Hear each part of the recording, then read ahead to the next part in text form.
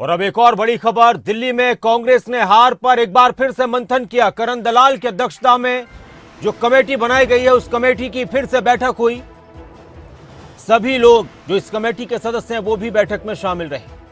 हार के कारणों पर समीक्षा हुई।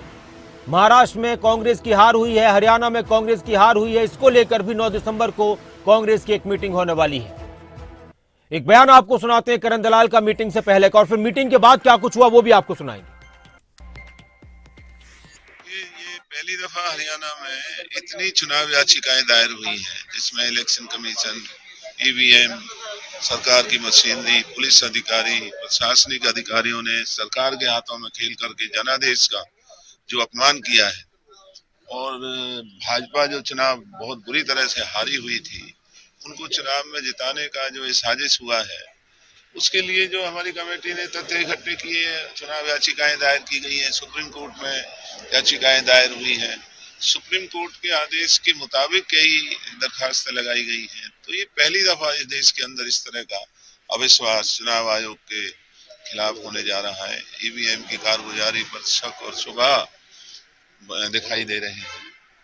तो अब उसको कानूनी तौर पर हम किस तरीके से चुनौती दे सकते हैं उसमें हम लगे हुए हैं, और जरूरत पड़ेगी तो देश की सर्वोच्च अदालत जो लोगों की अदालत है उनमें जाकर के हम इन शरारतों को बताएंगे। तो आप देखेंगे कि जल्दी। सर एक आखिरी सवाल सर, आप कमेटी के चेयरमैन हैं, 9 तारीख को फैक्ट इंडिया कमेटी की बैठक है, तो कोई रिपोर्ट आप लोग तैयार कर रहे हैं जो कि इस कमेटी में लेकर जाएंगे? जी, हम अभी फिलहाल, क्योंकि जैसे मैंने बताया कि कानूनी प्रक्रिया का समय होता है जी, उस समय ना निकल जाए, इसलिए फिलहाल तो हम चुनाव आयोग की जो शरारतें हैं जी, जो ईवीएम और जो इलेक्टर्स की संख्या है वो क्यों घटती बढ़ती है, जो पोल परसेंटेज में जो चुनाव के दिन 5 बजे पोल परसेंटेज क्या था, जी, 7 बजे क्या था, रात को 11 बजे क्या था, अगले दिन भी फिर वो बढ़ा है, उससे अगले दिन भी बढ़ा है, ऐसा कभी नहीं होता। तो ये सारे तथ्य हैरत अंगेज तथ्य हमारे सामने आए हैं, तो उनको हम उजागर कर। लेकिन इसी के साथ कांग्रेस के प्रदेश प्रभारी दीपक बाबरिया का भी बड़ा बयान सामने आया। उन्होंने कहा कि 10 से 15 सीटों पर हमारा टिकट वितरण गलत था। एक बड़ी बात कही है दीपक बाबरिया ने। 10 से 15 सीटों पर हमने टिकट गलत बांटे। यह लग रहा है कि 10 से 15 सीटों पर टिकट गलत बांटे गए। मैं हार की जिम्मेदारी लेता हूं। अगर सब मेरा ही दोष मान रहे हैं तो मैंने इस्तीफा भी भेज दिया था। मुझे सुबह ही मैसेज आया था कि कुछ सीटों पर धांधली हो रही है। बड़ी बात कही है दीपक बाबरिया ने। मैंने वो मैसेज पीसीसी प्रेसिडेंट को भेज दिया, कांग्रेस के किसी नेता का, प्रवक्ता का। तुरंत इसी बाबरिया का बड़ा बयान। कुछ सीटों पर धांधली की शिकायतें भी मिली हैं, मैंने वो मैसेज भेज दिया है पीसीसी प्रेसिडेंट को। 10 से 15 सीटों पर टिकट वितरण गलत।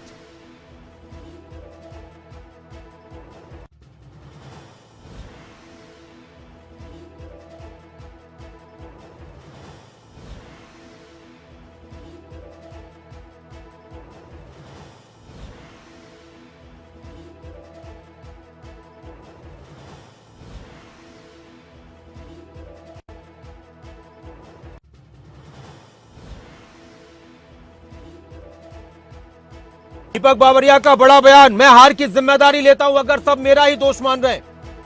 मैंने तो इस्तीफा भी भेज दिया था। मुझे सुबह ही मैसेज आया था कि कुछ सीटों पर धांधली हो रही है। मैंने वो मैसेज भी पीसीसी प्रेसिडेंट को भेज दिया था। ये उन्होंने उस बात का जिक्र किया जब काउंटिंग से पहले उनके पास कोई मैसेज आया था। राजा पटेल हमारे साथ है। राजा, मीटिंग खत्म हो चुकी है, क्या कुछ और निकलकर सामने आई है बात, और कुछ अंदर की बात बताइए राजा पटेल। और बिल्कुल देखिए, कांग्रेस जिस तरीके से आज समीक्षा बैठक कर रही थी, कमेटी के जो अध्यक्ष हैं करण दलाल जो कांग्रेस के वरिष्ठ नेता है, और जिस तरीके से बात करें हरियाणा प्रभारी दीपक बाबरिया भी इस बैठक में मौजूद थे, सह प्रभारी और तमाम जो कमेटी के सदस्य हैं वो इस बैठक में मौजूद थे। एक बड़ी जानकारी मीटिंग के बाद जो हरियाणा कांग्रेस के प्रभारी है दीपक बाबरिया, उन्होंने दी है कि 10 से 15 सीटों पर हमारा टिकट वितरण है वो गलत तरीके से हुआ, जिसकी वजह से हम हारे। वहीं उन्होंने ये भी कहा कि मैं हार की जिम्मेदारी लेता हूं और इसी कारण से मैंने पहले ही इस्तीफा दे दिया था। अगर आप लोग मेरा दोस्त मान रहे हैं तो मैंने पहले ही इस्तीफा भेज रखा है। नहीं तो राजा, उनकी इसमें बड़ी बात यह है राजा पटेल कि 10 से 15 सीटों पर हमारा टिकट वितरण गलत हुआ, उसकी संभावना वो जता रहे हैं। तो वो 10 से 15 सीटों का जिम्मेदार कौन है? क्या उसकी जिम्मेदारी खुद ये ले रहे हैं दीपक बावरिया कि हाँ मेरी वजह से गलत टिकट वितरण हुआ है? और बिल्कुल देखिए, जाहिर तौर पर जो उनकी बाइट है वो कह रहे हैं कि 10 से 15 हाँ। सीटों पर जो टिकट वितरण है वो गलत हुआ। हमने जब बाद में समीक्षा करी तो हमें लगा कि हमने 10 से 15 सीटें गलत बांटी हैं। और वो ये भी कह रहे हैं कि मैं हार की जिम्मेदारी लेता ठीक है हूं। राजा, मैं अगर आता हूं मेरा आपके दोस्त पास। सचिन- राजा आता हूं आपके पास, फिर से बात करेंगे। अभी आपका बहुत शुक्रिया। हमारे साथ केवल ढींगरा जी जुड़ चुके हैं, कांग्रेस के नेता प्रवक्ता केवल ढींगरा जी। लंबा वक्त हो चुका है, मंथनों पर मंथन हो रहे हैं, बहुत सारी बातें आई हैं, कई बातों का जिक्र चल रहा है, लेकिन एक बात दीपक बावरिया की तरफ से कही गई है कि 10 से 15 सीटों पर हमने गलत टिकट बांटे। क्या कहेंगे इस पर? नहीं, देखिए, गलत टिकट बांटने का आधार नहीं है। गलत, जब हम कोई काम करते हैं तो उसमें संदेह, शक, सारी चीज रहती है। अब ये गलत बांटे, ये तो आकलन का विषय होता है। लेकिन जिस समय 2556 उम्मीदवार थे, उनमें से एक को टिकट मिलना था और एक को टिकट मिला। लेकिन सवाल ये है कि उसका आकलन में क्या गलत पाया गया, क्या ठीक पाया गया, ये उसका आकलन है। अभी ये नहीं कह सकते हम कि ये डायरेक्ट गलत टिकट बंट गए या गलत वो हो गया। ठीक है, सारी चीज चेक करने का विषय होता है, आत्मचिंतन का विषय होता है। तो उसके बीच में आत्मचिंतन हो रहा है कि कहाँ हमारे से कुछ गलती हुई, कहाँ से हम हार का जो है कहाँ से हुआ और कहाँ ईवीएम का खेल हुआ, वो सारी चीज का विषय है। ये अच्छा, हार की जिम्मेदारी दीपक बावरिया ले रहे हैं कि ठीक है मैं लेता हूं जिम्मेदारी, हार की कोई नहीं ले रहा?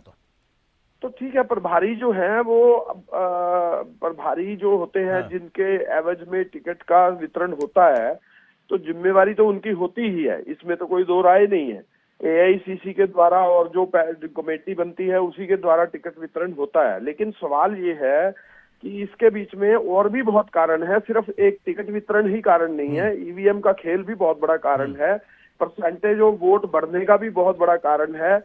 जहां तक हम ये कह रहे हैं बार बार, इस बात का चिंतन ये भी हुआ इस मीटिंग के दौरान कि जहां ईवीएम का खेल हो रहा है, 7.25% वोट कैसे बढ़ गई और किस तरीके से 61.19% तो केवल ढींगरा जी, ईवीएम का खेल जिम्मेदार है कांग्रेस की हार के लिए? चुनाव में गड़बड़ी कांग्रेस को हराने के लिए हुई, एक तो ये बात आई।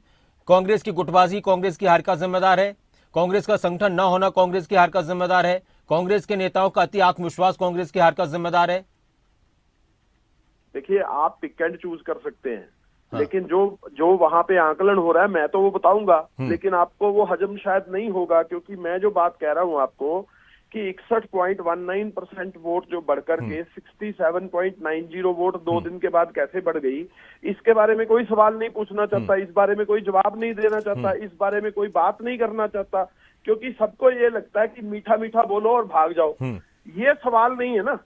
हम तो, हमारी जो कमेटी की मीटिंग हो रही है उसके अंदर ईवीएम बहुत बड़ा मुद्दा है। वही काम हरियाणा के अंदर हुआ, वही महाराष्ट्र के अंदर हुआ और वही देश के अंदर जब लोकसभा का चुनाव हो रहा था, हर चरण के अंदर परसेंटेज ऑफ वोट बढ़ रही थी। ये बहुत बड़ा खेल है।